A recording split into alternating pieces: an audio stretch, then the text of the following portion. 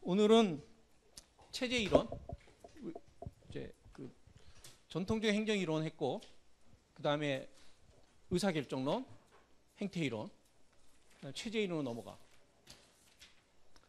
우선 체제 이론에 대해서 정의를 다음과 같이 할 수 있어.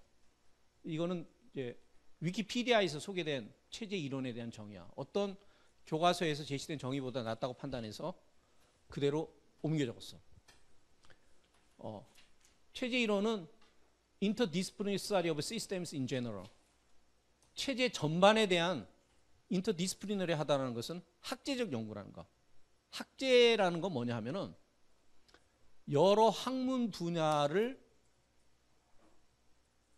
관통하는, 여러 학문 분야의 지식을 응용하는 하나의 학문 분야가 아니라 다양한 학문 분야의 지식을 끌어들여서 하는 연구라는 거야. 그러니까 융합 연구라고 생각하면 돼. 융합 연구. 학제적 연구야. 시스템 전반에 대한 학제적 연구. 시스템 전반에 대한 연구를 하기 위해서 여러 학문 분야의 지식을 차용한다는 거. 차용해서 연구한다는 거.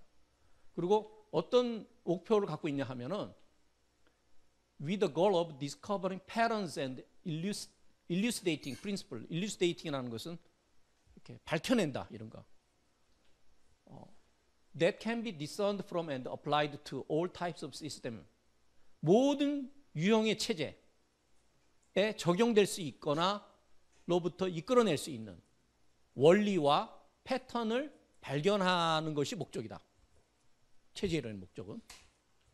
그리고 all type system and all nesting levels in all field of research. 모든 분야의 연구에서 모든 네스팅 레벨이라는 것은 네스팅 레벨에 있는 모든 타입 오브 시스템. 그냥 왜 올 레벨이라고 그러지 않고 네스팅이라고 그랬을까? 네스팅이라는 말은 무슨 말이냐면은 이렇게 이렇게 품고 있다라는 거. 나는 지금 뭘 품고 있지. 그 다음에 나를 또 품고 있는 위에 어떤 상위 시스템이 있어.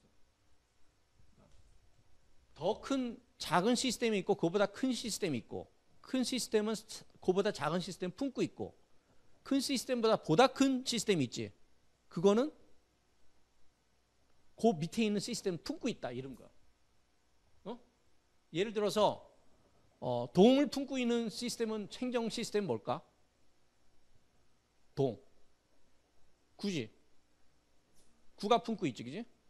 구를 품고 있는 행정 시스템은 시를 품고 있는 거는 도를 품고 있는 거는 국가를 품고 있는 것은 세계 이렇게 되는 거야. 거기에 모든 at all nesting level이라는 뜻을 여러분들이 무슨 말인지 알겠지? 모든 그러니까 시스템은 저기 뭐냐면은 하위 시스템과 상위 시스템으로 이렇게 서로 이렇게 연결돼 있다는 거. 상하위로. 여기서 이제 보면은 시스템 이론이 우리가 첫 시간에 이론을 유형화시켰어. 분석 단위를 통해서 유형화시키기도 하고 또 이론의 용도에 따라서 유형화시키기도 했어. 그러나 또 교과서에서 많이 소개하는 방법인데 그게 이론의 적용 범위를 통해서 이론을 유형화시키기도 해. 적용 범위가 얼마나 크냐 이거. 그래서 굉장히 큰 이론을 갖다가 일반 이론이라고 얘기하고 적용 범위가 중간 정도 되는 걸 갖다가 미들 레인지 시어리, 중규모 이론. 그 다음에 작은 규모, 작은 사례에만 적용될 수 있는 거, 소규모 이론. 이렇게 이론의 적용 범위가 얼마만큼 크냐에 따라서 이렇게 분화시킬 수 있는데 그 기준에 따라서 시스템 이론을 갖다가 분류하면은 일반 이론이야. 여기 봐봐. 일반 이론인 거 알겠지? 모든 리서치, 모든 네스팅 레벨, all type 시스템이야.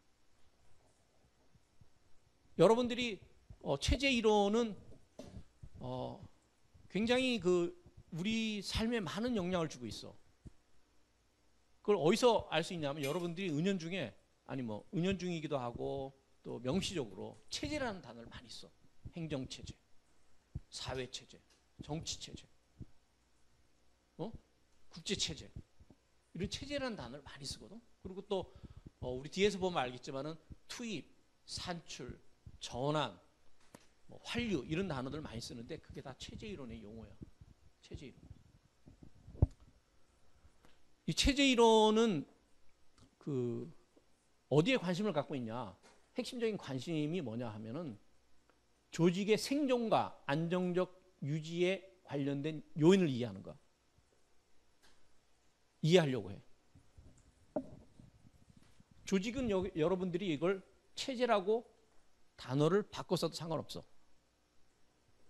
체제. 조직이나 체제의 생존과 안정적 유지는 영어로는 스테빌리티야. 생존은 서바이벌이고. 그러니까 체제의 서바이벌과 스테빌리티, 안정성, 안정적 유지에 기여하는 요인들을 이해하려고 해요. 체제의 가장 큰 목표는 뭐냐? 가장 큰 지향점은 뭐냐? 생존과 안정성이야. Survival and Stability야. 체제는 생존과 안정성보다도 더 체제한테 중요한 건 없어. 체제는. 그 생존과 안정성을 유지하는 데 관련된 요인들이 무엇이냐를 관심을 가져. 체제한테 가장 중요한 항목은, 체제한테 가장 중요한 것은 생존과 안정성이기 때문에 그 관련된 것을 이해하려고 그래. 그런데 그것을 가장 생존과 안정성에 위협하는 가장 큰 요인이 뭐냐 하면은 환경의 불확실성이야. 환경의 불확실성. 환경이 불확실한 환경에서는 체제가 생존하기 어려워. 생존하기 어려워. 그래서 그러한 환경의 불확실성을 축소하기 위해서 체제는 환경에 적응하기도 하고 또는 통제하기도 해요. 그래서 이 체제 이론의 관심이 뭐냐면은 첫 번째 관심은 조직의 생존과 안정적 유지에 관련된 요인을 이해하는 것. 두 번째는 조직이 환경의 불확실성을 축소하기 위해서 환경에 어떻게 적응하고 통제하는지에 대해서 관심을 가지고 있어. 여러분들 우리가 그 원시 사회로 넘어갔을 때, 다시 거슬러 올라갔을 때 원시인들은 제일 원시인의 삶을 위협하는 게 뭐였을까? 자연이야. 자연. 자연이 그냥 단순한 자연이 아니라 자연의 불확실성이야. 언제 비가 올지 내릴지 모르고 언제 음식이 떨어질지 몰라. 그리고 기후가 막 변해. 그 기후를 그 환경의 불확실성이야. 그래서 환경의 불확실성을 대응하기 위해서 하나의 방법은 적응이고 환경에 적응하는 거야. 적응하는 거고 또 다른 방법은 환경을 통제하는 거야.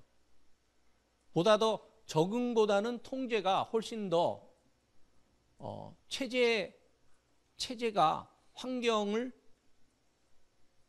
환경에 대해서 보다 적극적으로 환경을 자기한테 유리한 방향으로 바꿔나가는 것이 이제 통제지. 적응이라는 것은 예를 들어서 이런 거야. 그 술로 그 유목민들이 어느 지역에서 가축을 풀어서 가축을 이제 키우고 있는데 겨울이 되면은 풀이 말라버려.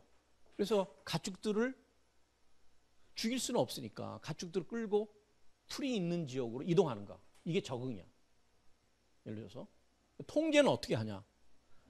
겨울이 됐는데도 불구하고 풀을 뜯을 수 있게 그런 시스템을 갖춰놓은 게 통제야. 훨씬 더 인간도 체제거든. 체제 이론에서는 인간도 체제로 봐. 인간도 체제, 모든 생물학적 유기체를 다 체제로 봐. 다음에 설명하겠지만은 체제로 봐. 조직도 체제지만은 생물학적 유기체 이런 거를 다 체제로 본다고. 그 체제가 생존하기 위해서 보다 더 적극적인 방법은 적응보다는 통제야. 어쨌든지 간에 체제 이론의 관심은 조직이 환경의 불확실성을 축소해서 줄여서 어떻게 환경에 적응하고 통제하는지를 그걸 거기에 대해서 관심을 갖고 있어. 체제 이론의 분석 단위는 우리가 분석 단위를 그 얘기를 쭉 하면은 전통적 행정이론에서는 조직이라 그랬어. 분석 단위가. 의사결정론에서는 개인의 의사결정이라 그랬어. 체제 이론은 전체로서의 체제야. 조직도 하나의 체제지. 조직도 하나의 체제고 그 조직은 전통적 행정이론으로 관심을 가졌던 조직도 하나의 체제야. 근데 체제는 조직만 있는 게 아니야. 아까 얘기했듯이 다양한 형태의 조직을 다 커버해. 그리고 인간도 생물학적 유기체도 체제로 생각을 해. 그러니까 체제 이론의 분석 단위인 전체로서의 체제는 전통적 행정이론이 분석 단위인 조직보다도 훨씬 더 큰 개념이야. 전통적 행정이론의 분석 단위인 조직은 체제 하나에 불과해.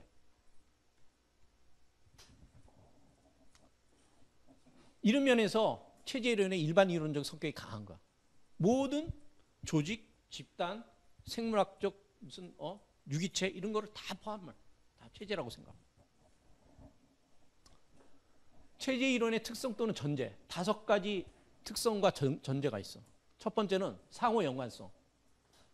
이러한 5가지의 전제에 입각해 있어. 체제 이론. 체제 이론은 이런 5가지 특성을 지니고 있어. 첫 번째 특성 혹은 전제, 상호 연관성이야. 영어로는 interrelations 또는 어떤 사람들은 상호 연관성을 상호 의존성이라고 표현하는 사람도 있어. 체제 이론의 특성 중에 하나로 상호 의존성, interdependence. 다 같은 말이야.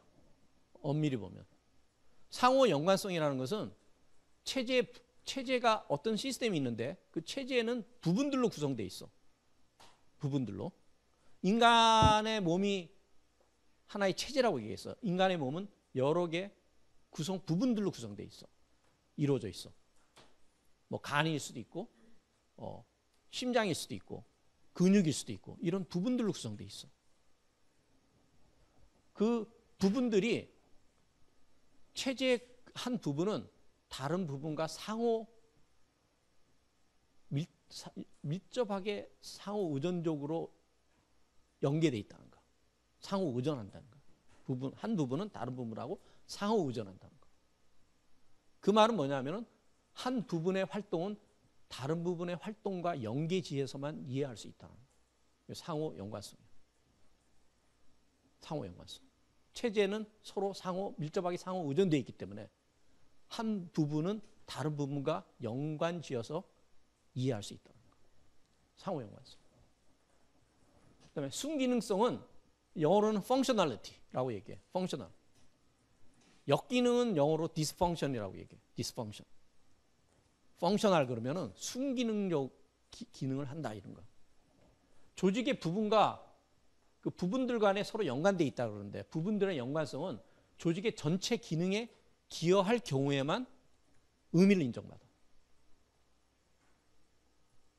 만약에 부분이 또는 부분들 간의 연관성이 조직 전체의 목표와 순기능하지 않고 역기능할 경우에는 어떻게 되지? 그 부분은 인정받지 못해. 우리의 인체의 비유로 다시 들어가면은 우리의 몸의 일부가 우리 전체 기능, 체제의 목표는 뭐라 그랬지? 핵심적인 목표가 생존과 안정성이라 그랬어. 안정성 내지는 안정성 유지. 영어로 되면 survival and stability라고 그랬어. 우리의 한 부분이, 인체 한 부분이 인체 전체의 생존과 안정성의 유지에 기여하는 한 그 부분은 의미를 가져. 만약에 인체의 생존과 안정성의 역기능을 유발할 경우에 해악이 될 경우에 어떻게 돼? 그 부분은 인정받지 못하고 거세돼야 돼. 그렇지? 이게 나중에 이제 큰 의미를 가져. 부부는 전체를 위해서 존재한다는 거. 조직의 구성원은 조직을 위해서 존재한다는 거. 조직의 목표 달성에 기여하는 한 개인의 활동은 인정받는다는 거. 개인은 조직의 이익을 위해서 개인의 이익이나 개인의 목표는 무시돼도 상관없다는 논리로 발전할 수 있어. 응? 개인의 가치나 개인의 동기, 개인의 추구하는 목표 이런 것들은 조직의 목표나 가치에 입각해서 해석되어진다는 거.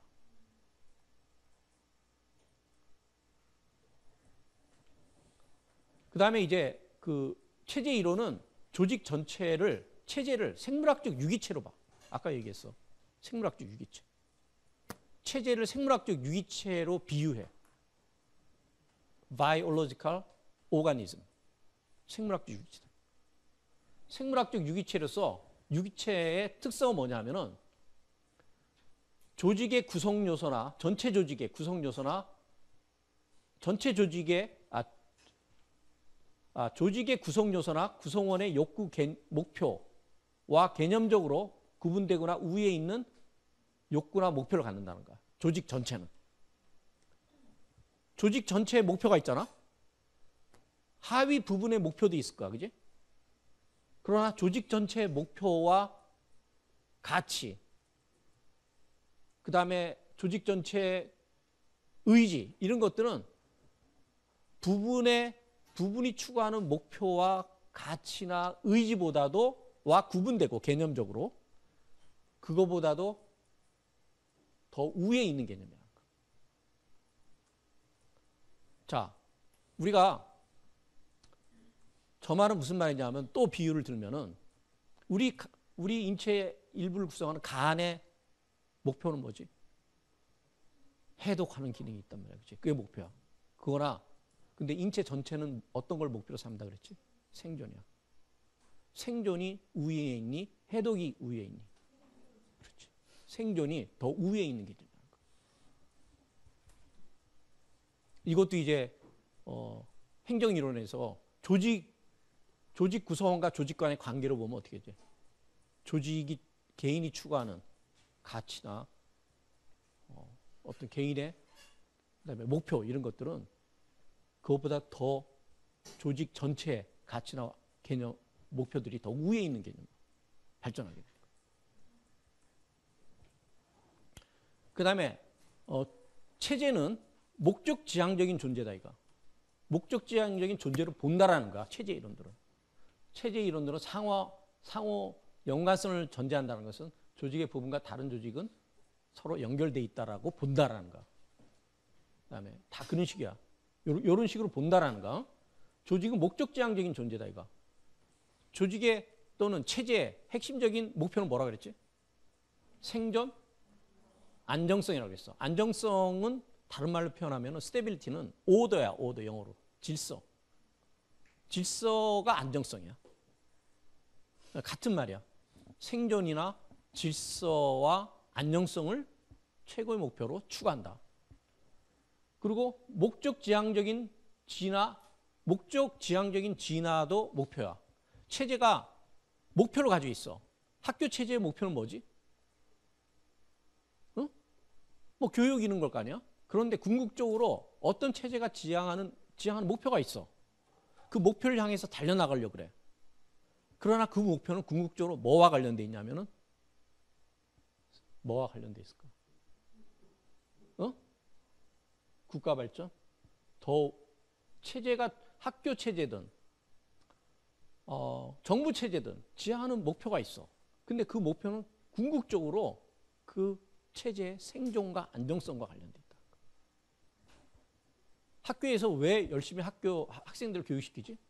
그렇게 교육 안 시키면은 학교가 망할 수 있기 때문에. 생존과 안정성하고 연계돼 있다.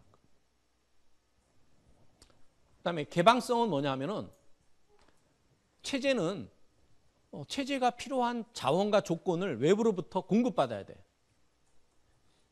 체제가 필요한 자원과 조건을 외부로부터 공급받아야 되는데 그렇기 때문에 체제의 모든 활동들은 생존과 목표 달성에 필요한 자원과 조건을 제공 외부 환경과 관련 지어서만 이해될 수 있다는 거.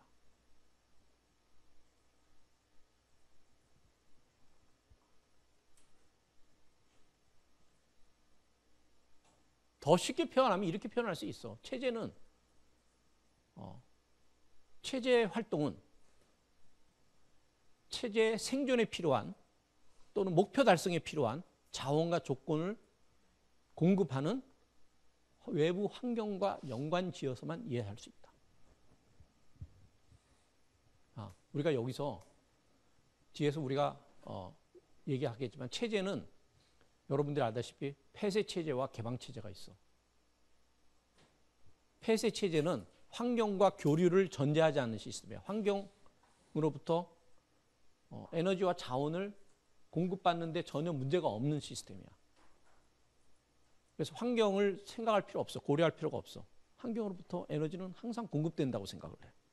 근데 개방체제는 환경으로부터 에너지와 자원이 공급되지 않으면 체제는 생존하지 못하는 그런 시스템이야. 개방성을 전제로 하고 있어. 그래서 개방체제는 한테는 개방성이 중요해. 개방체제한테는. 체제가 생존하기 위해서는 체제는 에너지와 자원을 공급하는 외부 활동과 끊임없이 연계돼서 활동을 해야 돼. 개방체제는. 폐쇄체제는 그럴 필요가 없어. 에너지와 자원이 공급되기 때문에. 자, 그러면 여러분들이 여기서 느끼는 거 뭐냐면은 체제 이론에서 전제하고 있는 시스템은 폐쇄체제일까 개방체제일까? 개방체제야. 이걸 이해하지 못한 학생들 많아. 체제 이론을 쭉 이렇게 설명해 놓고 나서 교과서에서 뒤에서 딱 보면은 폐쇄체제와 개방체제는 폐쇄체제와 개방체제로 구성되어 있다. 양분되어 있다. 이렇게 얘기를 해. 그러면 학생들이 느끼는 거기서 문제가 뭐냐면 다른 거는 다 모르겠는데 폐쇄체제 같은 경우에 개방성은 특성이 될 수가 없는 거지. 오로지 뭐니? 개방체제의 특성만이 될 수 있는 거지. 개방성이라는 거는. 그러면 그 말은 뭐냐면은 체제 이론은 폐쇄체제를 전제하고 만들어진 이론이 아니야. 개방체제를 전제하고 만들어진 거야. 그 어디서 나타나는 거지? 생물학적 유기체에서 나타난다. 그러면 왜 폐쇄체제라는 걸 얘기를 했습니까? 개방체제가 뭔지를 설명하기 위해서, 보다 더 쉽게 이해하기 위해서 대비되는 개념이 있어야 될 거 아니야. 그걸 위해 가지고 폐쇄체제라는 개념을 가지고 들어온다. 여기서 메시지는 뭐냐? 체제 이론은 개방체제를 전제로 하고 있다는 거야. 폐쇄체제가 아니야. 그걸 어디서 알 수 있다고? 체제 이론의 5번째 특징, 개방성에서 알 수 있다는 거지. 체제 이론은 개방체제를 전제로 하는구나. 개방성을 중요한 체제의 특성으로 생각하는구나.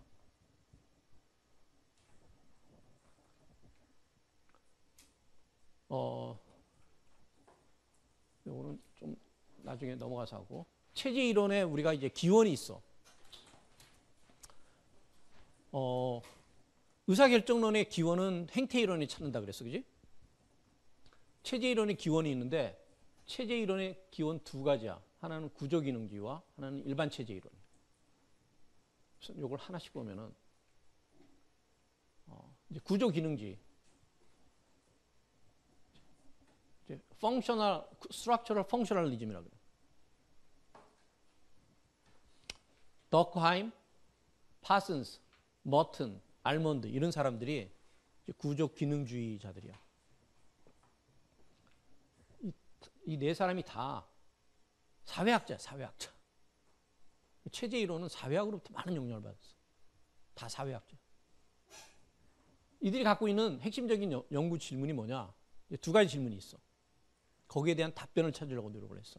첫 번째 질문은 뭐냐면 사회체제. 이 사람들이 관심이 드는 게 사회학자니까 사회체제겠지. 사회 체제가 구성하는 개인들은 계속 출몰 하잖아. 그지? 한 세대가 지나면은, 몇 세대가 지나면은 다른 세대로 채워지잖아. 인간은 궁극적으로 죽잖아. 그지? 다른 구성원들로 채워진다고. 사람이 바뀌는데도 불구하고 사회 체제가 어떻게 존속할 수 있냐 이거. 사람이 확 바뀌어버려. 그럼 체제가 막 흔들릴 수도 있지 않냐? 어? 새로운 사람으로 구성된단 말이야. 사회 구성원이 바뀐데도 불구하고 체제는 그대로 이렇게 큰 변화 없이 그 사회 체제 성격이 변화 없이 유지되는 이유가 뭐냐 이거. 존속할 수 있는 이유가 뭐냐 이거. 그 다음에 두 번째는 하부 체제, 하위 체제. 그 부분이야, 부분. 하위 체제는 부분에 하위 체제는 전체로서의 체제의 생존과 안정성 유지에 어떤 방식으로 기여하느냐 이거. 어떤 방식?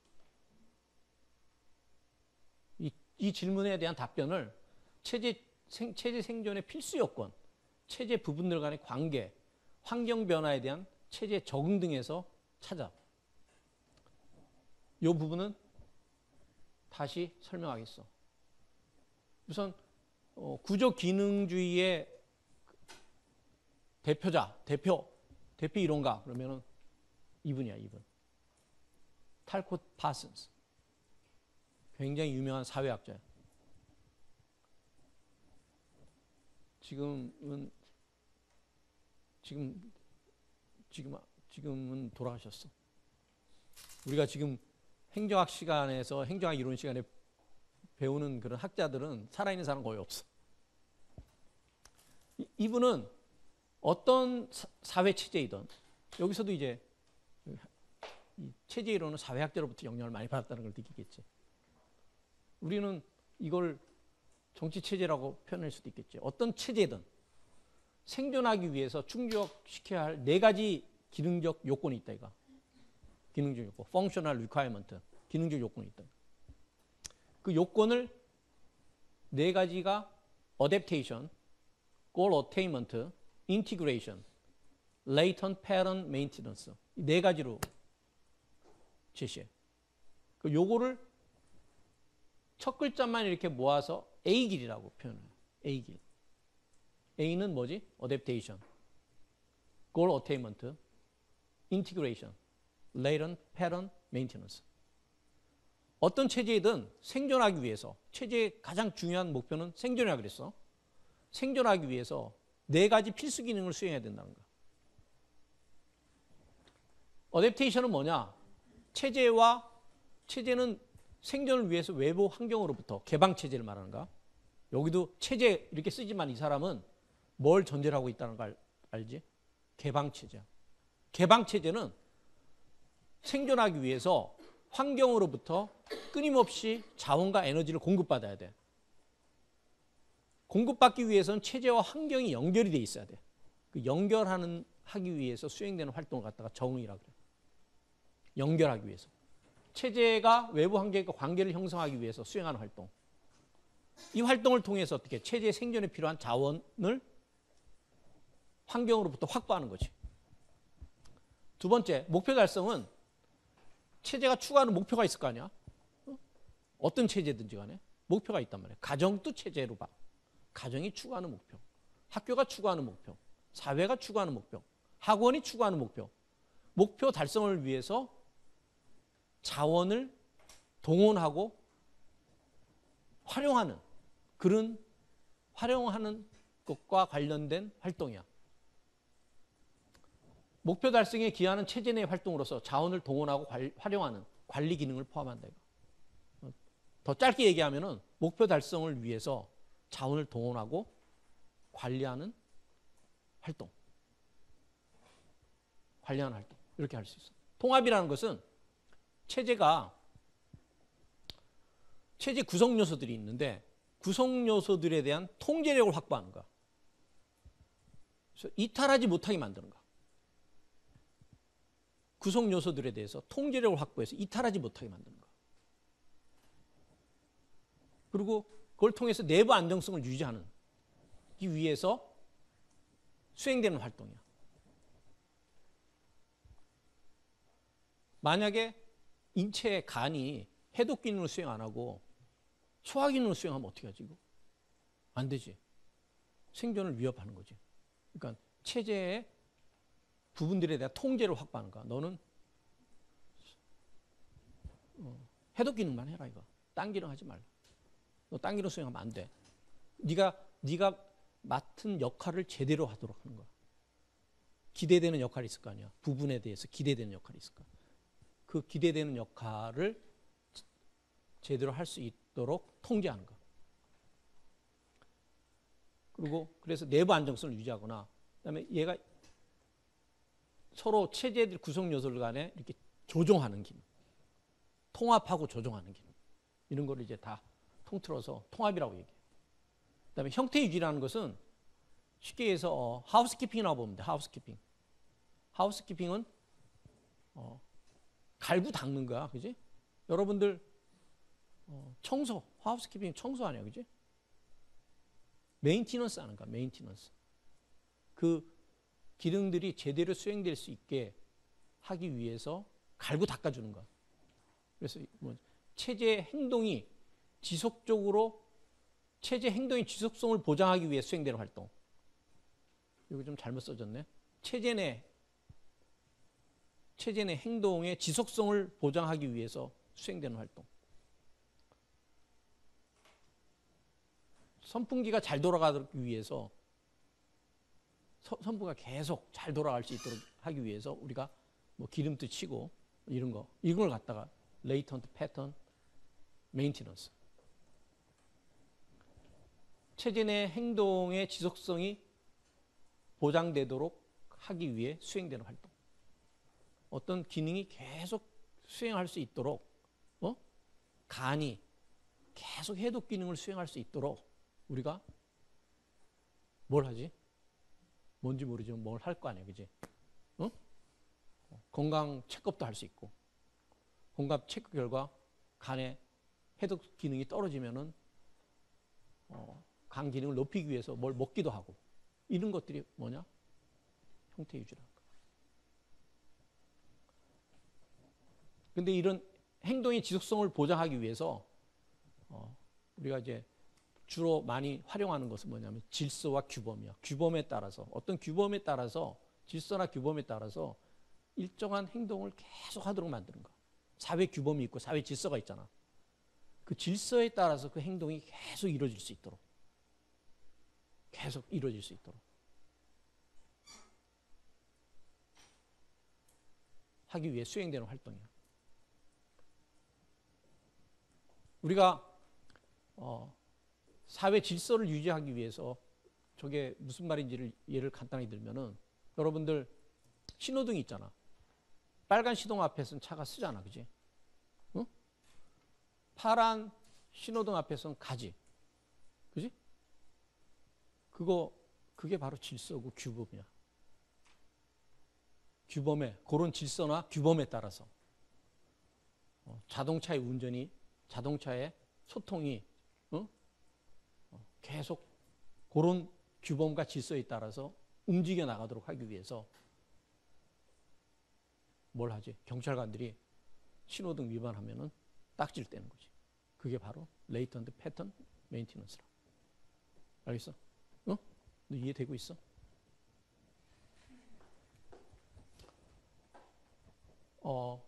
근데 이제 이 네 가지 기능이 이게 필수 기능이야.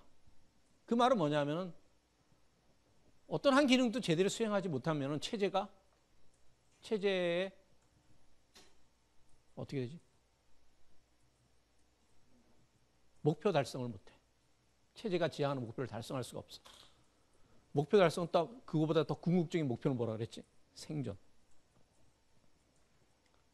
생존할 수가 없어.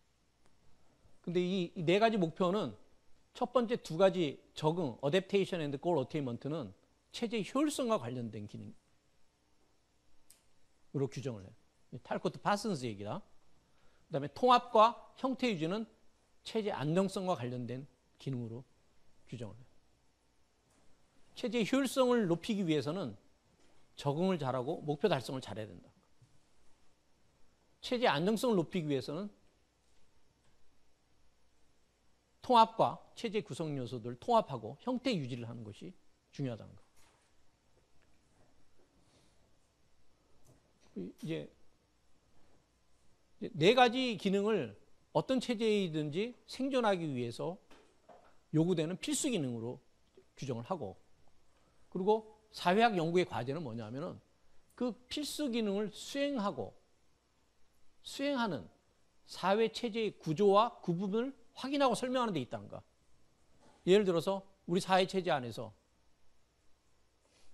적응 기능은 어떤 구조가 담당하고 있는지, 어떤 사회 구조와 사회 과정이 담당하고 있는지를 갖다 확인하고 설명하는 데 있다는 거. 사회학의 핵심 연구가죠. 우리 인체에서 적응과 관련되는 그런 구조와 과정은 뭐가 있을까? 적응은 뭐라 그랬어? 체제와 환경관을 연계시키는 그런 활동이라고 그랬어. 뭐가 있을까?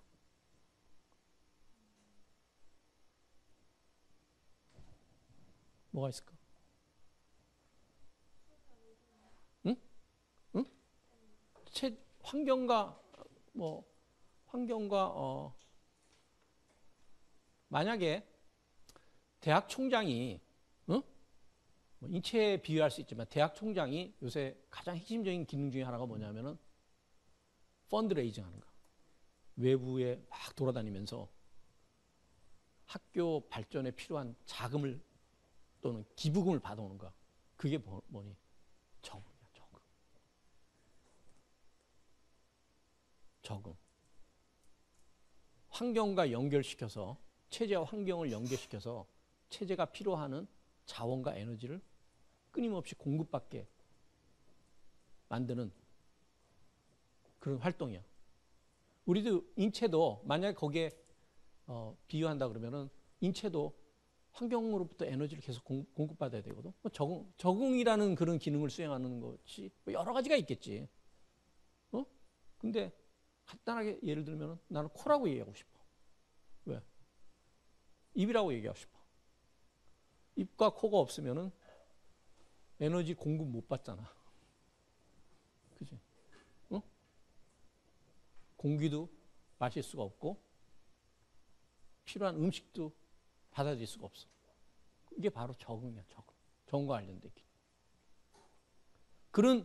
그러면 적응과 관련된 기능을 수행하는 구조가 뭘까? 과정인가 뭘까? 이걸 밝혀내는 것이 사회학의 핵심 연구 과정인 거야. 필수 기능을 수행하고 어떤 경우는 또 향상시키는 것과 관련되는 기능, 구조와 과정도 있겠지? 부분도 있겠지?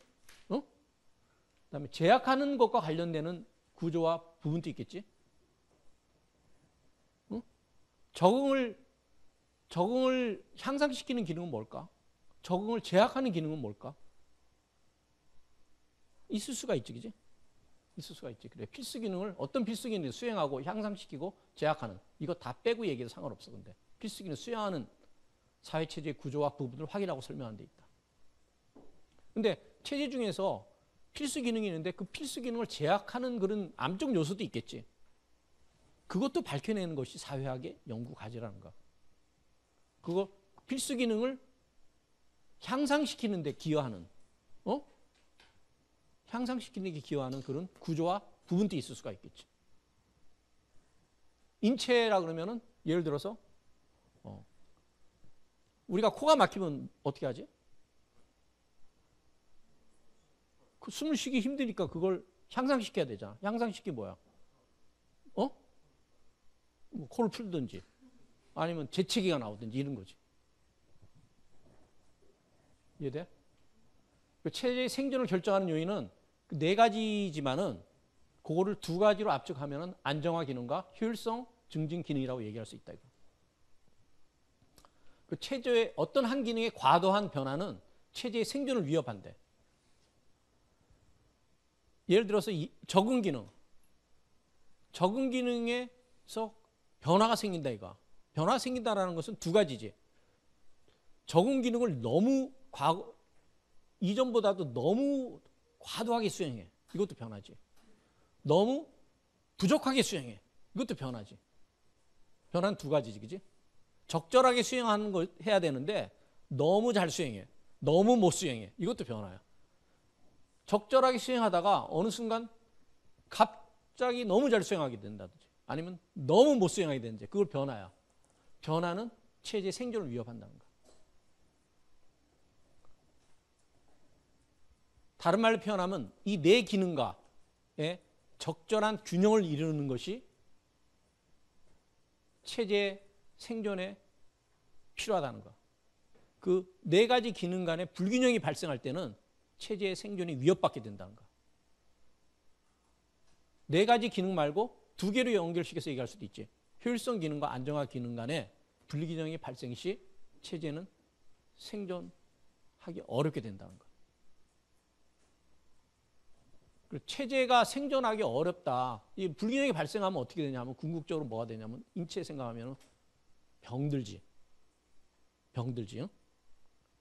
병든다라는 거. 이 사람들은 여러분들 관료제 병리현상 이런 거 들어봤어? 왜 한계라고 안 그러고 병리현상이라고 얘기하지?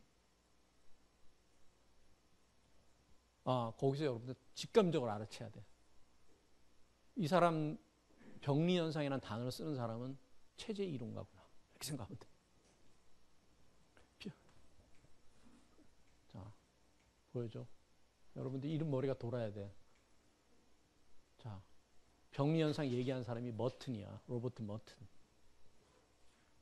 관료제 병리현상을 집중적으로 지적한 사람이 머튼이야. 여러분들 관료제 병리현상을 우리가 수업 시간에 깊게 얘기 안 했지만은 그 중에 하나가 목표와 수단 대치 뭐 이런 거 있어. 그게 머튼이 얘기한 거. 머튼이 체제 이론가랍니다. 체제 이론가들은 병리라는 단어를 써. 체제의 생존 요건들 간에 서로 불균형이 발생했을 때 체제가 병들었다 이거. 병들면 고쳐야 되잖아, 그지? 고치는 것도 뭐지? 고치는 노력을 뭐죠? 너무 과대하게 수행한다, 어떤 기능을. 과소하게 수행한다. 그럼 어떻게 돼? 적절한 수준으로 바꿔줘야 되지. 이것도 변화지. 그래? 그래서 변화가 요구된다는 거야. 변화는 뭐니? 기능의 불균형을 균형으로 복원시키는 노력. 다르게 표현하면 외부로부터 주어진 조건에 적응을 통해서 균형성을 회복하려는 노력을 갖다 변화라고 합니다. 여기서 체제 이론가들이 잘 쓰는 단어가 균형이라는 단어가 나오는데 영어로는 이퀴리브리엄이야. 굉장히 어려운 단어야, 그지? 이퀴리브리엄. 쉽게 표현하면 밸런스야, 밸런스.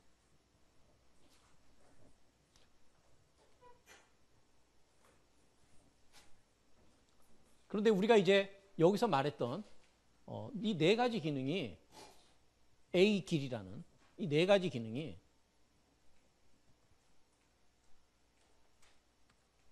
앞에서 얘기했던 이거와 관련된다는 거예요.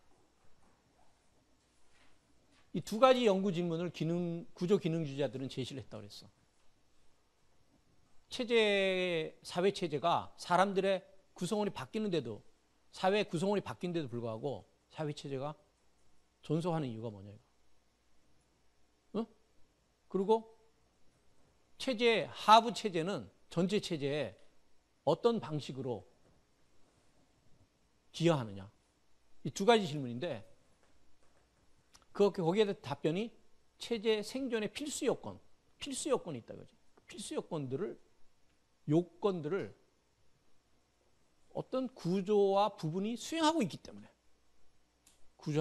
수행하기 때문에 체제가 사람이 바뀌는데도 체제가 존속된다는 거.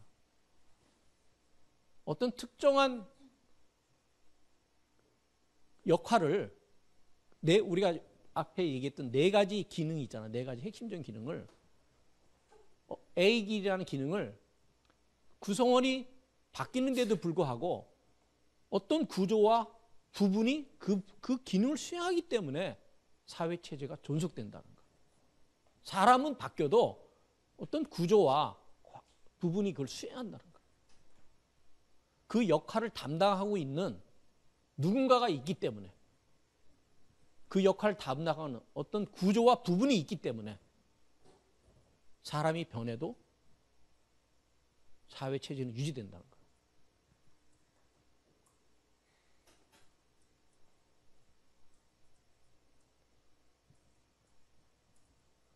인체로 돌아오면은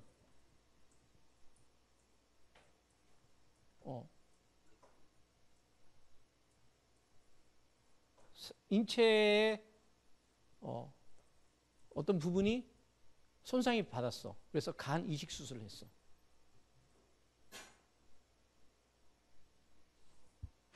부품은 바뀌었지. 바뀌었지. 그런데 간 이식을 통해 가지고 그 사람이 건강이 돼서 다시 기능을 잘해. 잘 살아.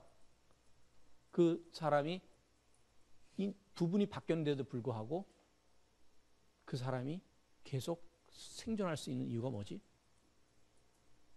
간 기능을 바뀐 구조가 수행하고 있기 때문에. 그리고 체제 부분들 간의 관계, 환경 변화에 대한 체제 적응 등에서 답변을 찾는다는 거야. 근데 앞에서 얘기했던 것들이 사실은 이거와 다 관련돼 있어. 자, A길 중에서 체제 부분 간의 관계와 관련되는 건 뭐지? 통합.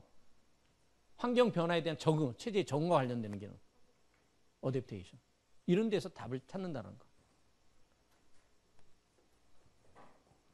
그러니까 A길이라는 것이 사실은 이 네 가지와 다 관련, 세 가지와 관련, 체제의 필수 요건, 체제 부분들과의 관계, 환경 변화에 적응과 다 관련돼 있어. A길이라는.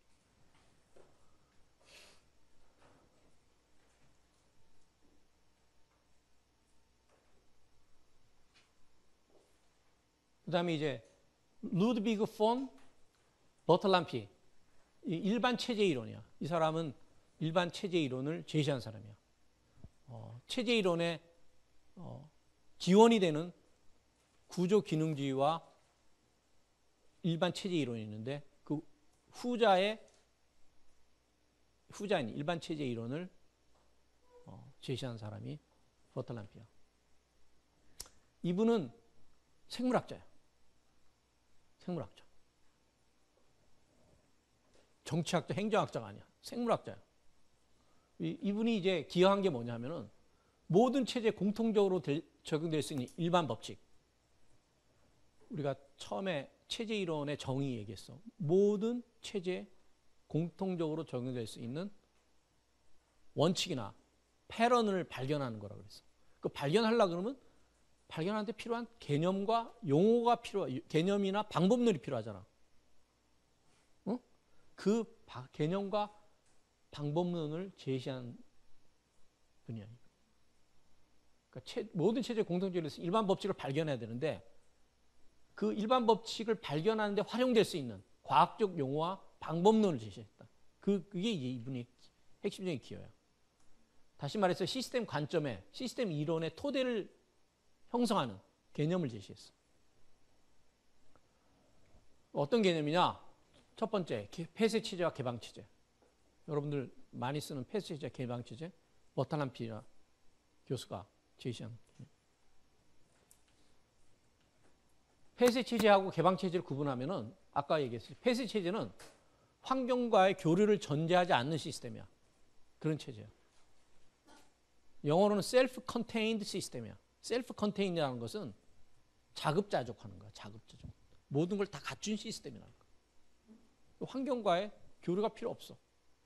그리고 에너지가 체제가 필요한 에너지와 자원이 환경으로부터 지속적으로 공급되고 있다고 생각하는 거야.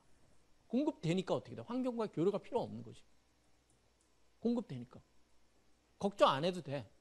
체제의 기능에 생존과 체제에 필요한 에너지와 자원이 지속적으로 공급되고 있어. 그러니까 환경에 대해서 교류할 필요가 없는 거지.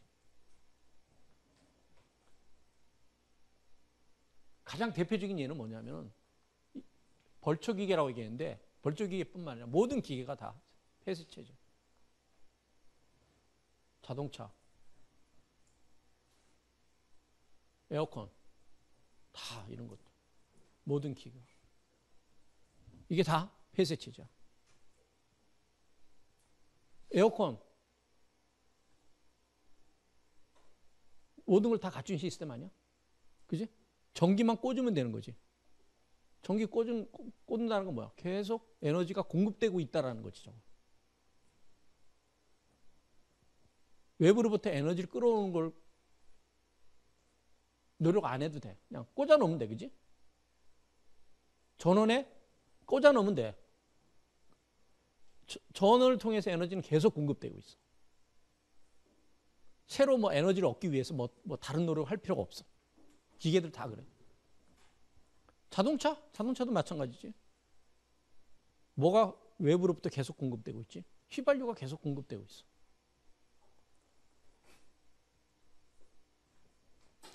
그렇게 전제하는 시스템이라는 거지. 그에 반해서 개방체제는 환경과의 교류를 전제해. 체제가 필요한 에너지와 자원을 공급하기 위해서 체제는 끊임없이 환경과 교류해야 돼. 얻어내야 돼. 다 거기에 해당하는 것이 뭐냐면 생물학적 유기체. 여기서도 뭐지? 딱 알아야 되지? 체제 이론은 개방체제를 전제하고 있어? 폐쇄체제를 전제하고 있어? 개방체제. 그러면 왜 이런 구분을 할까? 버탈람피는 뭐라고 그러냐면 개방체제를 이해시키기 위해서 폐쇄체제라는 어떻게 보면은 스트로맨이라 그래. 허수아비 개념을 갖다가 끌어서 가지고 대비시키는 거야. 그러니까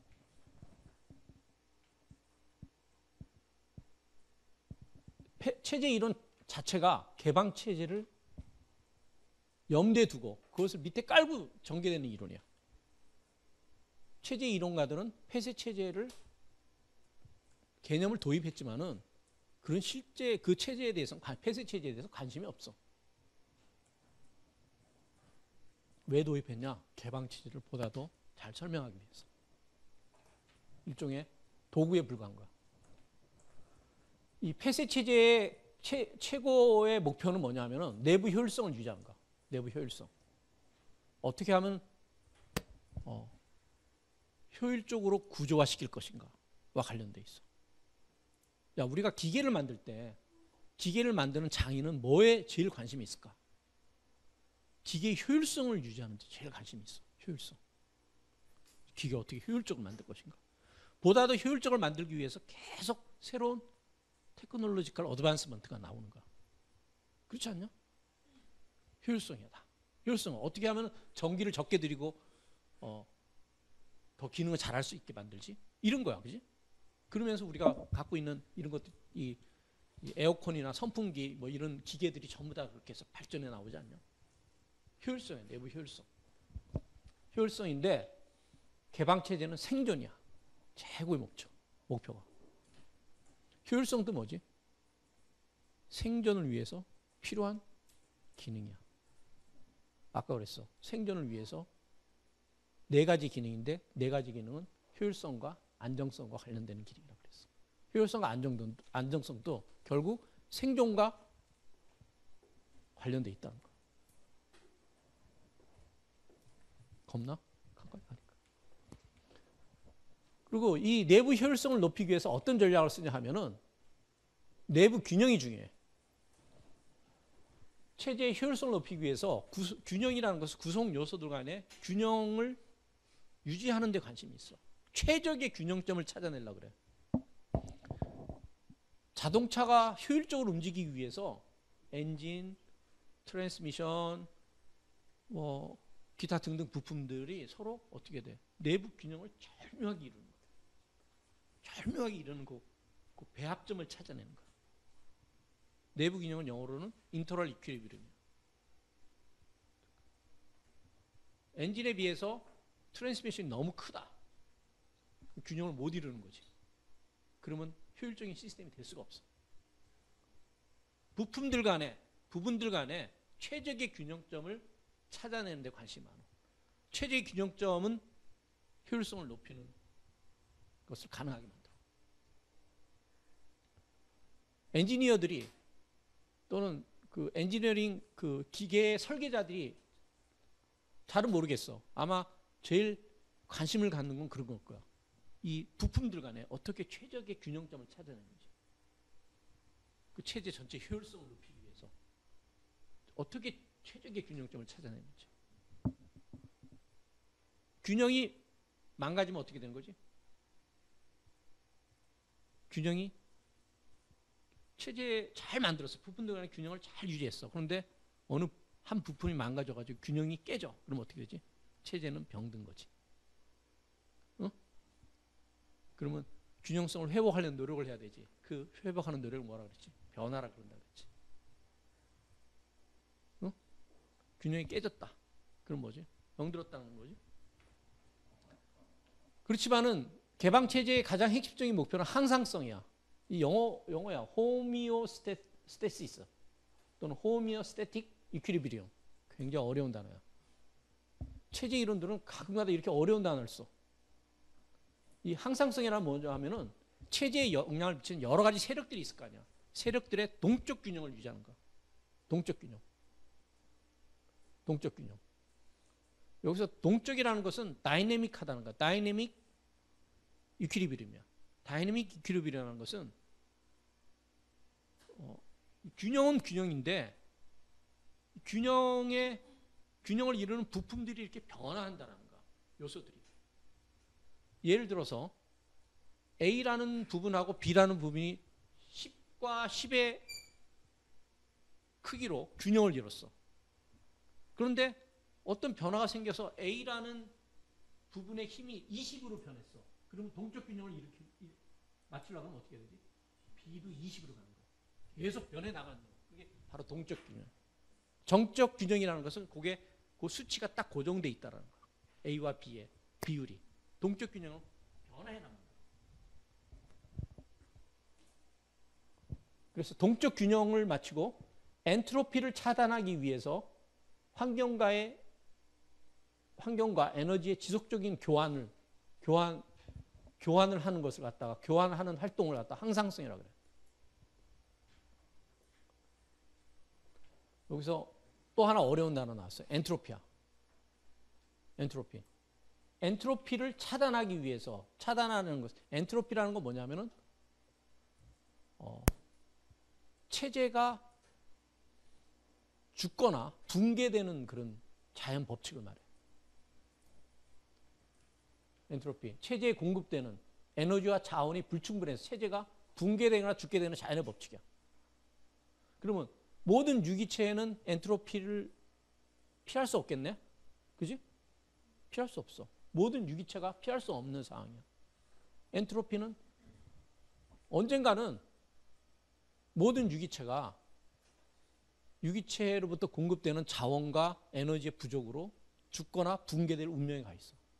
그 붕괴되거나 죽는 걸 갖다가 그걸 죽는 그런 현상을 엔트로피라 그래. 엔트로피. 그러면 엔트로피를 차단하려는 노력도 있을 거 아니에요. 활동도. 엔트로피는 죽는 거가 붕괴되는 거. 그것을 차단하는 활동도 있잖아. 그거를 뭐라고 표현하면은 네거티브 엔트로피라 그래. 한마디로 묶어서 하면 네겐트로피라 그래. 체제가 엔트로피를 차단하기 위해 수행되는 활동 및 과정이야. 알겠지? 그러니까 네겐트로피라는 것은 체제를 살려는 붕괴나 체제의 죽음을 막기 위해서 수행되는 활동이고, 다시 말해서 엔트로피를 차단하기 위해 수행되는 활동이야. 네겐트로피. 그다음에 엔트로피는 뭐지? 체제가 죽어가는 그런 상황을 말하는 거야.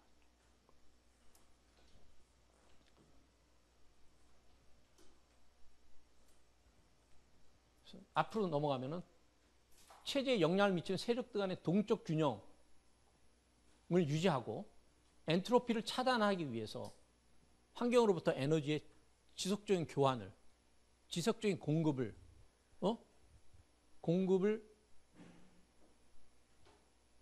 받을 때 항상성이 유지된다. 이렇게 얘기해요. 항상성을 유지하기 위해서 체제에 영향을 미치는 세력들 간의 동적 균형을 이루려고 노력하고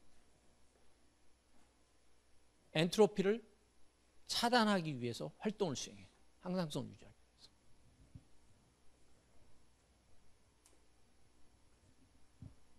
위해서. 다르게 표현하면 항상성은 뭐냐?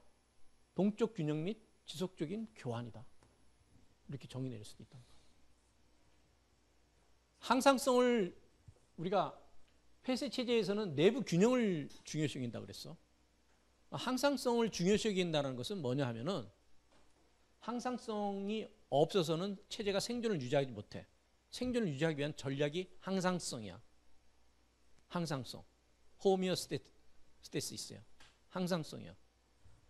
항상성에 대한 관심이 넘어갔다는 것은 항상성은 뭐니? 내부 균형은 체제 구성 요소들 간의 균형이지. 항상성은 뭐야? 체제와 체제를 둘러싸고 있는 요소들 간의 균형이야. 그러니까는 항상성을 중요시하게 됐다는 것은 체제의 관심이 체제에 대한 내부 균형에 대한 관심으로부터 체제 연구가 외부 균형에 대한 관심으로 이전하고 있다는 것입니다. 항상성을 중시한다는 것은 체제의 요소들 간의 균형, 내부 균형 유지로부터 체제와 환경 간의 외부 균형 유지로 관심이 이전됨을 의미한다. 그러니까 인터널 이퀴리브리움에서 익스터널 이퀴리브리움으로 관심이 이전한다는 것입니다.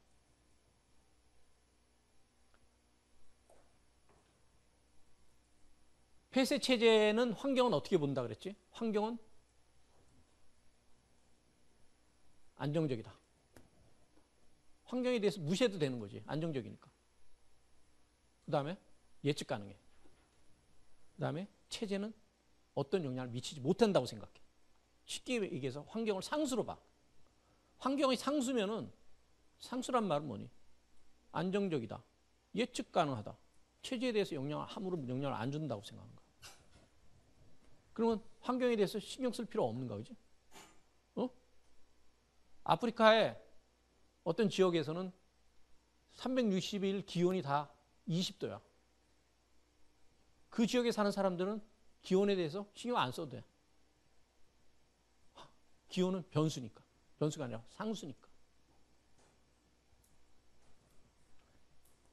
그에 반해서 개방체제는 환경을 불안정하고 불확실하고 체제에 많은 영향을 미친다고 가정해요. 환경을 변수로서 가정, 변수에. 그렇기 때문에 환경을 정하고 통제하는 것이 체제한테 굉장히 중요한 일이 되는 거예요. 저걸 제대로 못하면 어떻게 되지? 체제는 죽거나 안정성이 질서를 잃어버려.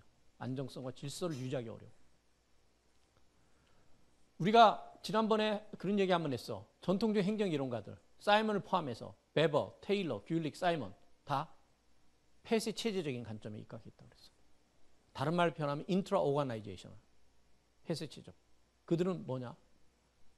환경은 상수로 봐. 환경이 체제에 미치는 영향을 생각 안 해. 일정하다 생각. 그들은 그러면 관심이 뭐지? 환경을 적응하고 극복하는 것이 연구자의 관심이 안 되는 거지. 관심이 사라지게 되는 거지. 뭐지 그러면? 내부를 어떻게 효율적으로 설계하느냐가. 내부 조직을. 내부 조직의 구성 요소들 간에 어떻게 최적의 균형을 찾아내느냐. 거기에 관심이 들어갈 수밖에 없는 거지. 그래서 조직을 설계하고 관리하는데 몰두하게 되고, 요거는 이제 베버, 테일러, 귤릭에 해당하는 것은 조직의 내부 역학을 설명하는 데 관심이 있어. 외부 역학이 아니야. 여기 내부 역학은 인터널 이퀴리브리움이라는 거죠. 인터널 이퀴리브리움을 설명하는 데 관심을 가졌다면. 여기에 관심 있는 가진 사람은 누구지? 내부 역학, 특히 의사결정 과정. 관심을 가진 사람이 누구야? 사이먼. 앞에 있는 거는 베버, 테일러, 귤릭. 반면에 체제 이론가들은 개방 체제적 관점을 가진 게 대표적인 게 체제 이론이겠지, 당연히.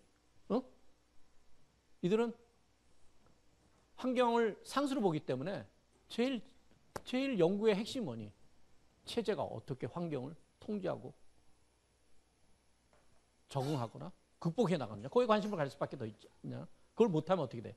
생존과 안정성을 위협하기 때문에. 조직과 환경의 상호작용을 분석하는 데 관심을 가질 수밖에 없다는 거. 인터 오가나이제이셔널 퍼스펙티브야. 알겠어?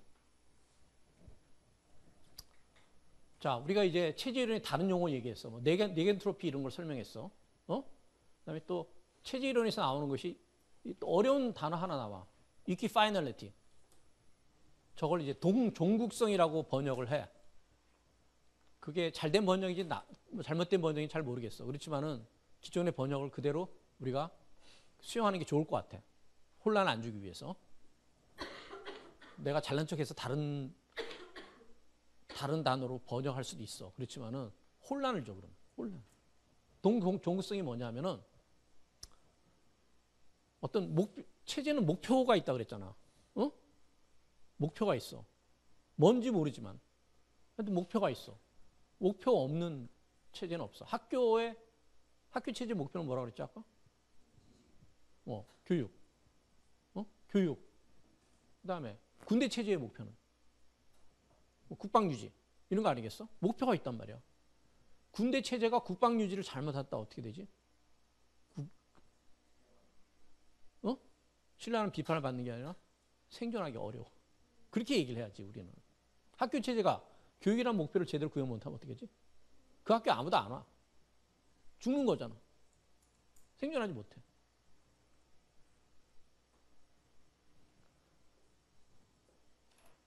선생이 열심히, 선생의 목표는 뭐냐? 교수의 역할, 목표.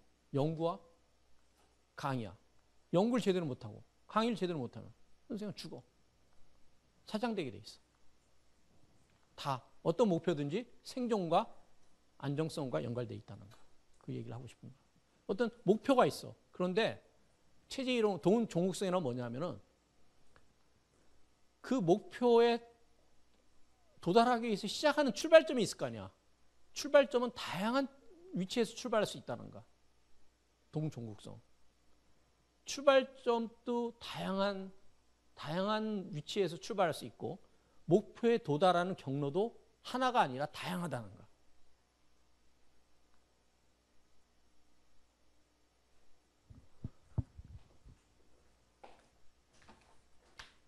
그림으로 그리면은 이게 목표고 이게 스타팅이야. 자, 이거는 종국성이니 아니니? 출발 지점도 하나고 가는 길도 하나야, 그지? 이건 동종국성이 아니야. 동종국성을 equifinality를 그리면은 그림으로 나타나면 매트릭스가 가장 적합해. 매트릭스가.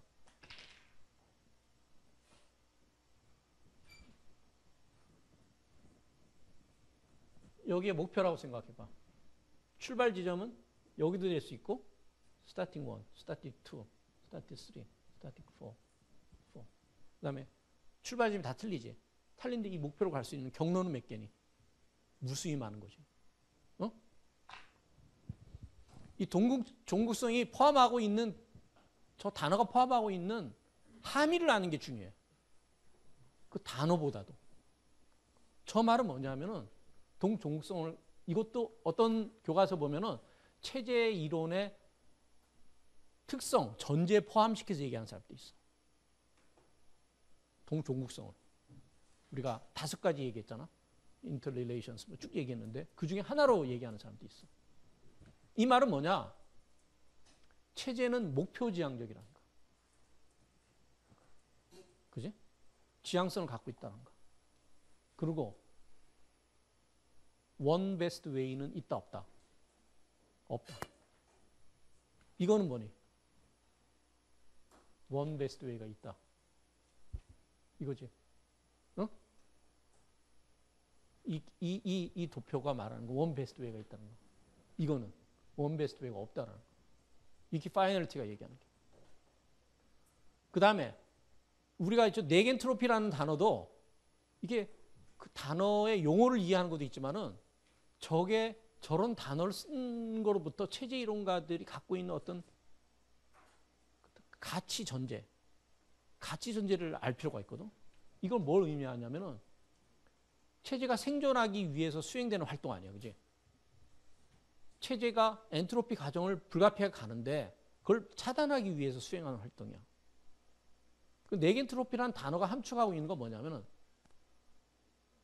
체제는 생존을 추구한다는 목표 지향성과 죽는 것을 두려워해.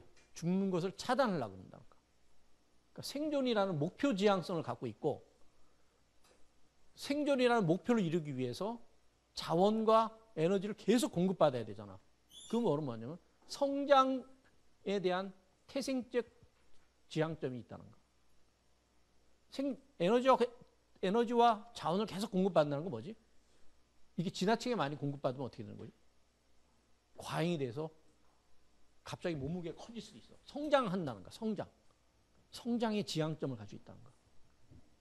성장의 지향점을 가지고 있다는 거야. 알겠니? 네겐트로피가 의미하는 바가 그게 더 중요한가? 인기 파이널리티가 의미하는 바가 더 중요한가? 인기 파이널리티의 함의는 뭐냐? 체제는 목표 지향성을 갖고 있고 원 베스트 웨이는 없다라는 거. 네겐트로피가 의미하는 바는 뭐냐 하면은 체제는 목표 지향점과 성장 지향성을 갖고 있다는 거. 저기서 목표는 생존으로 바꾸면 돼. 생존 지향성과. 생존하기 위해서 네겐트로피가 벌어지는 거야. 그지? 활동이. 네겐트로피라는 활동은 뭘 함축하고 있냐면 성장을 함축하고 있다는 거야. 자, 우리가 긴 얘기를 쭉 했는데 여기서 이제 빼먹은 얘기가 하나 있어.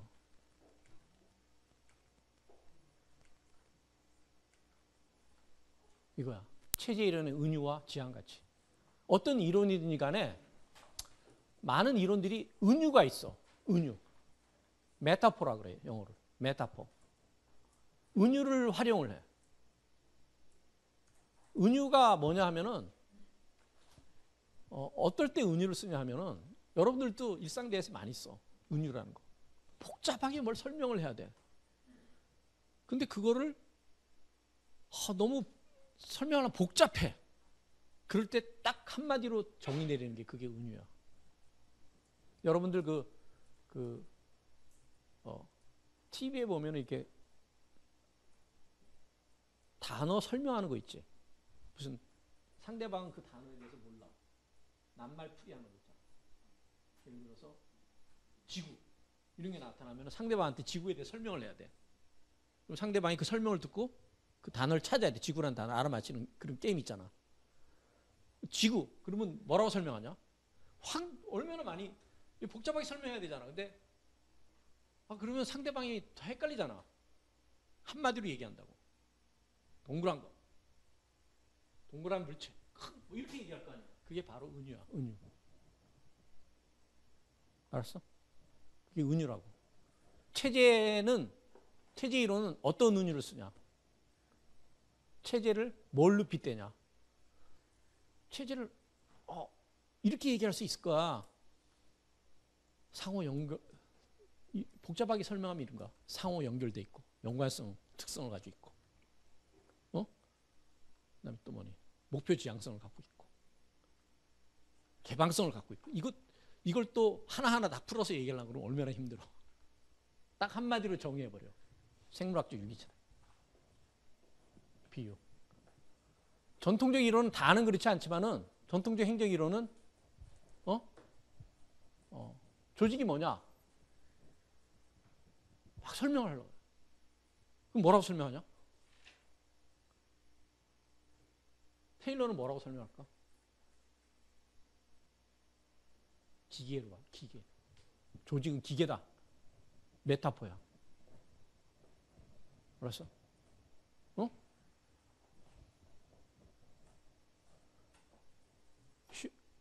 호던 실험에 참여했던 사람들, 인간관계론자들은 조직을 뭐라고 설명하냐? 한마디로. 사회체제다. 이렇게. 사이먼은 조직이 뭐냐? 설명하잖아? 그러면 복잡하게 설명해야 되잖아. 조직이 뭐냐? 한마디로 얘기해. 의사결정기구다. 이렇게. 그게 바로 메타포야. 복잡한 거를 한마디로 딱 정리해버려. 그러면 사람들이 금방 이해하거든. 체제, 생물학적 유기체. 그러면 복잡한 설명 안 해도 돼. 체제, 조직은 뭐냐? 기계다. 그러면 금방 이해될 것 같아. 기계다. 사회 시스템이다. 의사결정 기구다. 이게 바로 이제 메타포야. 체제 이론가들이 쓰는 메타포가 생물학적 유기체. 체제는 뭐냐? 생물학적 유기체다 이거. 이 생물학적 유기체라는 이 메타포로부터 체제의 지향 가치가 나와. 생물학적 유기체에서 제일 중요한 게 뭐지? 생존이야. Survival Imperative. Imperative라는 걸 참 번역하기 힘든 단어인데 문맥에 따라서 틀려. Imperative라는 단어는. 어떤 문맥에서는 요건이라고 번역하기도 하고 뭐 필수사항이라고 번역하기도 하고 여기서는 지상주의라 표현하는 게 제일 나아.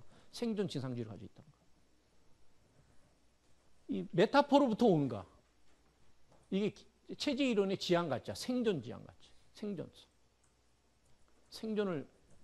생존을 최고의 중요한 가치로 여긴다.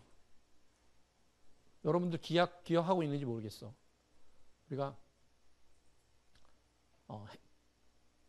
행정이론 모두의 이론이 지향하는 가치 다 틀리다고 그랬어. 응? 전통적 행정이론은 지향 가치가 뭐지? 효율성 또는 목표의 효율적 달성. 체제 이론의 지향 가치는 생존. 이게 어디로부터 오느냐? 생물학적 유기체로부터. 그 다음에 조직 오가나이제이션 임페러티브야. 조직 지상주의. 조직 지상주의라고 표현할 수 있고 이걸 다르게 얘기하면은 조직 우선주의라고 얘기했어. 우선 또는 우월주의. 조직 우월주의라는 것은 체제 우월주의하고 같아요. 체제 우월주의.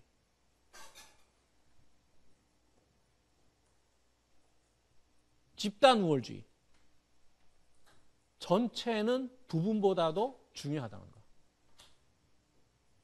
부분보다 중요하다는 거. 우리가 앞에서 이 조직지상주의라는 개념이 생물학적 유기체라는 거로 오지만은 체제 이론의 5가지 기능 중에서 어떤 거하고 연관되어 있을까?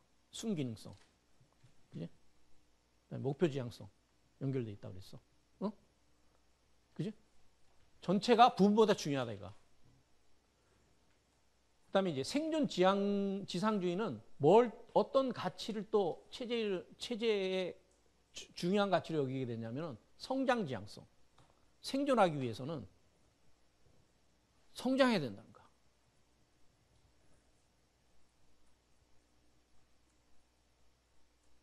성장 지향성을 중요한 가치로 여겨. 성장한다. 우리가 그래서 저런 말 나오지. 대마불사. 왜 대마불사지? 키워놓으면 안 죽는다 이거. 대마불사. 키워놓으면 안 죽는다 이거. 생존하려면 커질 수밖에 없다라는 거지. 줄어들면 어떻게 되지? 결국은 죽게 되는 거야. 성장 지향성을 파생해. 또 생존 지상주의가. 그 다음에 조직 지상주의는 조직 우월주의라고 그랬어. 조직이 우월주의 때는 우선. 조직 구성원 또는 부분보다도 더 중요하다는 거. 그건 뭐니? 도구주의와 결정주의를 낳아. 부품은 뭐지? 조직 전체 도구라는 거죠. 조직 구성원은 뭐지? 조직 전체 도구에 불과하다.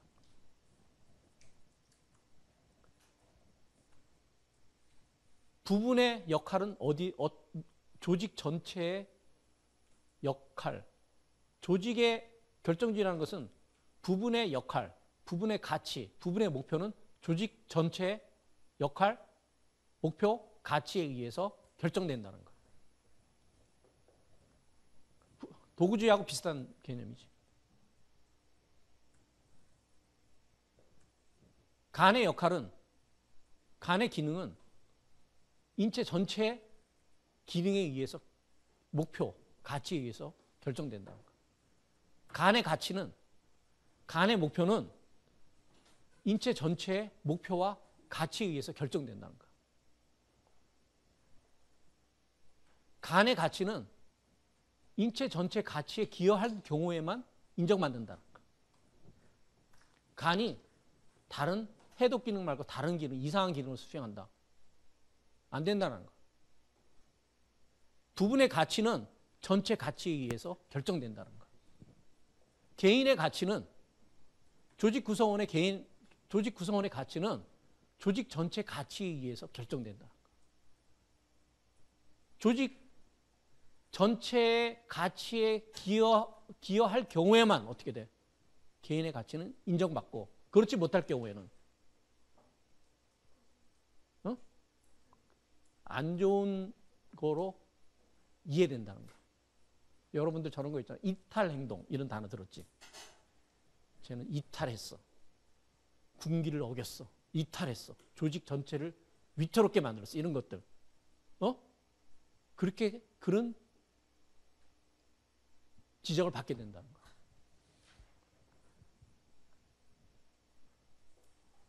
이게 얼마나 이게 조직 중심주의라는 것이 조직 개인의 이익이나 목표, 가치 이런 거를 많이 말살하겠지. 체제 이론이. 사실 체제 이론은 독재자들이 쓰기 딱 좋은 이론이야. 독재 체제의 생존을 위해서 니네들 모두 다 희생돼야 돼. 이런 논리를 발전시킬 수가 있거든. 전체를 위해서 니네들이 희생해야 돼. 마지막으로 가겠어. 이 체제 이론을 정치 체제에 적용시킨 사람이 있어. 그리고 참, 일반 체제 이론이 굉장히 중요한 용어를 설명했다 그러는데 우리가 빼먹은 게 이거야. 투입, 변환, 산출, 환류. 이게 버틀람피가 제시한 개념이야. 투입은 뭐지? 환경으로부터 체제로 유입되는 에너지와 자원을 말해. 변화는 체제로 유입된 에너지와 자원을 처리하는 거야. 체제 내에서. 어떤 안에서. 이걸 이제 그 다음에 산출은 체제 내부에 변환된 투입을 환경에 배출하는 거야. 뭐 그냥 그대로지. 환류. 환류는 뭐냐면 체제가 목표로 제대로 나아가고 있는지에 대해서 환경이 체제에 보내는 신호야. 목표를 향해서 제대로 가고 있다. 이거는 긍정적 환류가 되는 거. 그런 신호는.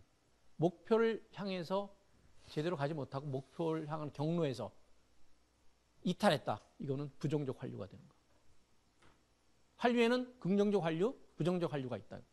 긍정적 환류는 체제가 목표를 향해서 순항하고 있다는 것을 알리는 신호고, 목표를 향해서 경로를 향한 경로에서 이탈했다라는 것을 알리는 신호는 부정적 환류라는 거야. 그리고 이제 분화라는 단어도 쓰는데 이거는 뭐냐면은 변환과 관련된 거야. 체제로 유입된 에너지 자원을 처리하고 변환시키는 거야. 처리하는데 뭐니? 처리하려고 그러면 구조와 과정을 세분화시킬 필요가 있는 거지. 처리 시스템, 처리하는 거. 체제에 요구되는 다양한 과업을 수행하기 위해서 체제 구조와 과정을 보다 분화되고 전문한 형태로 발전시키는 것 같다가 분화라고.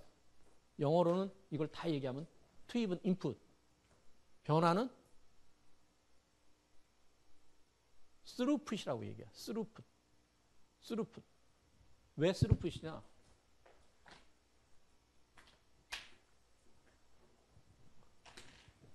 체제가 있으면 여기 인풋이 있잖아. 인풋. 이게 전제 체제이지만은 여기에 이것을 처리하는 그 기구를 여기 통과된다 그래서 스루풋이야. 이게 변환이야. 요걸 내보내는 것은 아웃풋. 아웃풋은 이렇게 연결되어 있는 거지. 뭘로? 피드백.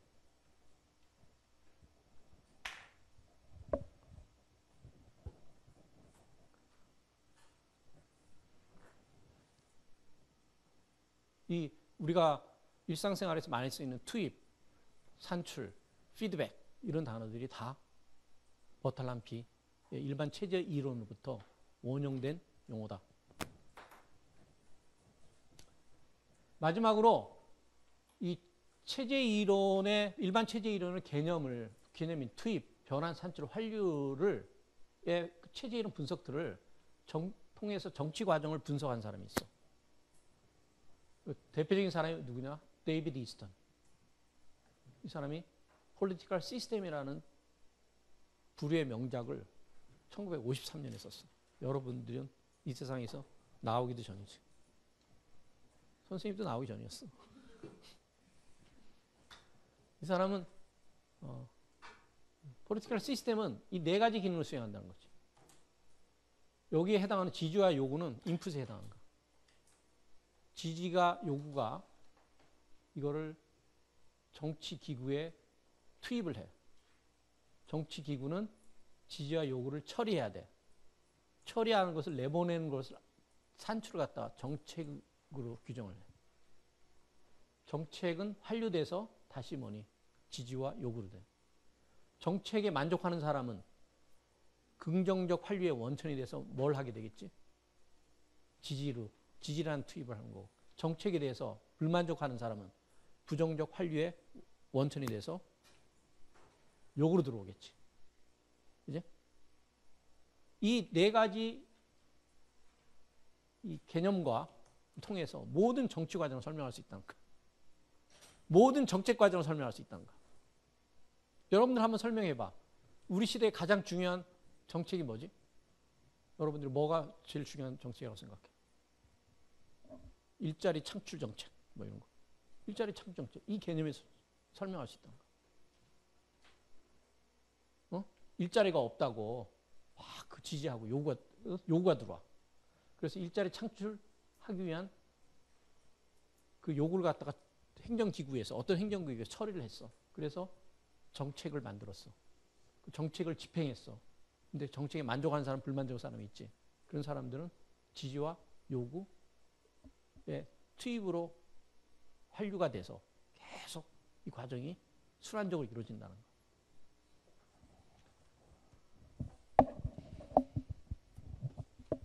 체제 이론은 여기서 여러분들 알다시피 이렇게 큰 분석 틀이야.